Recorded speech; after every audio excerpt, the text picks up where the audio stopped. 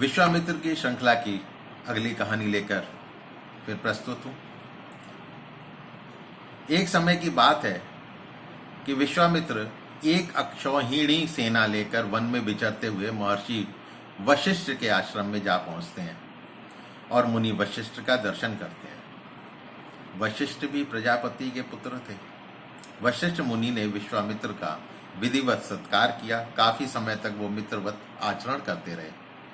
मुनि वशिष्ठ ने विश्वामित्र से इच्छा प्रकट की कि वो विश्वामित्र की सेना का भी सत्कार करना चाहते हैं। विश्वामित्र बोले, मुनिवर, आपके कहने मात्र से मेरी सेना का सत्कार हो गया। अब आप मुझे चलने की आज्ञा दें। लेकिन वशिष्ठ मुनि के बारंबार आग्रह करने पर राजा विश्वामित्र ने अपनी सेना का आतिथ्य स्वीकार कर लिया।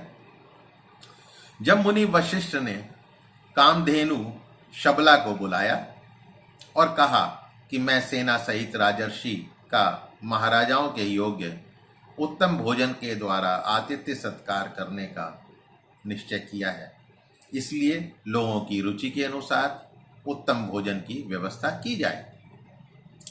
कामधेनु ने तुरंत ही तरह तरह के पकवानों, मिठाई, खीर, दूध, दही के ढेर लगा दिए। राजा सेना समेत आतिथ्य से तृप्त हुए। इसके बाद विश्वामित्र बोले कि आप 1,00,000 गायों के बदले मुझे ये शबला कामधेनु दे दें। मुनिवर वशिष्ठ ने मना कर दिया। कहा कि मेरे अग्निहोत्र, बलि, होम, स्वाहा, वषटकार और भांति भांति की विद्याएं इसी के अधीन है। ये गौ ही मेरा सर्वस्व है, इसे मैं आपको नहीं दे सकता। विश्वामित्र ने उन्हें कई प्रलोभन दिए, लेकिन वशिष्ठ नहीं माने। तो विश्वामित्र कामधेनु शबला को बलपूर्वक ले जाने लगे। ये देखकर कामधेनु रोती हुई वशिष्ठ मुनि के पास आई और उनके द्वारा अपने को त्यागे जाने का कारण पूछा। तो वशिष्ठ ने कहा, विश्वामित्र राजा हैं, बलशाली हैं, मैं इनका विरोध नहीं कर पाऊंगा। तब कामधेनु ने कहा कि क्षत्रिय का बल कोई बल नहीं, ब्राह्मण का बल दिव्य एवं क्षत्रिय से बलवान होता है। आपका बल अप्रमेय है, तेज है, शक्तिशाली है। मैं भी ब्रह्म बल से परिपुष्ट हुई हूं। यदि आप आज्ञा दें तो मैं अपनी अभी इसी दुरात्मा राजा के बल तथा अभिमान को चूर चूर कर देती हूं। तब वशिष्ठ ने कहा कि शत्रु सेना को नष्ट करने वाले सैनिकों की सृष्टि करो। तब कामधेनु ने हुंकार भरते ही सैकड़ों पहव जाति के वीर पैदा कर दिए।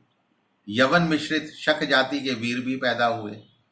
फिर कंबोज यानी देश से यवन तथा गोबर स्थान से शक उत्पन्न हुए। रोमकूपों से मलेच्छ, हरित, किरात ये सब प्रकट हुए। उन सभी वीरों ने शत्रु सेना का सफाया कर दिया। वशिष्ठ के हुंकार भरने से विश्वामित्र के सभी पुत्र रथ घोड़े सहित जलकर भस्म हो गए। अपने समस्त पुत्रों का नाश देखकर विश्वामित्र बड़े लज्जित हुए और चिंता में पड़ गए। उनके एक ही पुत्र बचा था। उन्होंने उसको राजा के पद पर अभिषेक किया और महादेव की तपस्या करने के लिए चले गए। कुछ समय बाद महादेव ने दर्शन दिया और वर मांगने को कहा।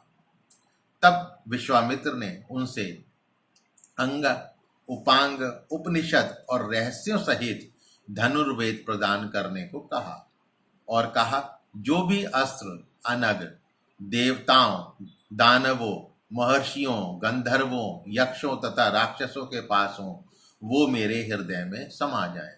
यानी सारे ब्रह्मांड की अस्त्र शस्त्र विद्याएं मेरे अंदर आ जाए। भगवान शिव ने ये वरदान उनको दिया। विश्वामित्र एक बार फिर अपने को बढ़ा चढ़ाकर मानने लगे। उन्हें घमंड फिर से हो गया और मुनि वशिष्ठ को तो उन्होंने मरा हुआ समझ लिया था। अब ये क्या है मेरे सामने। फिर वो वशिष्ठ के आश्रम पर जाकर भांति भांति के अस्त्रों का प्रयोग करने लगे और उससे सारा वन जलने लगा। पशु पक्षी वशिष्ठ के शिष्य वहां से भाग गए। आश्रम में सन्नाटा हो गया। तब महातपस्वी वशिष्ठ ने रोष में भरकर विश्वामित्र को कहा, तू विवेक शून्य और दुराचारी है। इस पाप के कारण तू कुशल से नहीं रह सकता। वशिष्ठ के ऐसा कहने पर विश्वामित्र ने आग्नेय अस्त्र चलाया, जिसे वशिष्ठ ने अपने ब्रह्मदंड से शांत कर दिया। विश्वामित्र ने अपने सभी अस्त्रों का प्रयोग वशिष्ठ पर किया, लेकिन उन्हें वशिष्ठ ने केवल ब्रह्मदंड से ही नष्ट कर दिया। तब विश्वामित्र ने ब्रह्मास्त्र का प्रयोग किया, जिसे वशिष्ठ ने अपने ब्रह्म तेज से शांत कर दिया। पराजित विश्वामित्र लंबी सांस खींचकर बोले, क्षत्रिय बल को धिक्कार है। ब्रह्म तेज से प्राप्त बल ही वास्तव में श्रेष्ठ है। अब मैं अपने मन और इंद्रियों को निर्मल करूंगा और महान तप कर ब्राह्मणत्व को प्राप्त करूंगा। ये कहकर वो अपनी रानी सहित दक्षिण दिशा में तप करने के लिए चले गए। 1000 वर्ष की तपस्या के बाद ब्रह्मा जी ने उन्हें दर्शन दिए और कहा कि इस तप के कारण हम तुम्हें एक सच्चा राजर्षि समझते हैं। ये सुनकर विश्वामित्र का मुख लज्जा से झुक गया। सोचा, इतना तप करने के बाद भी मुझे केवल राजर्षि समझा क्या, ब्रह्मर्षि नहीं। उनकी तमन्ना ब्रह्मर्षि बनने की थी, ब्राह्मणत्व प्राप्त करने की थी।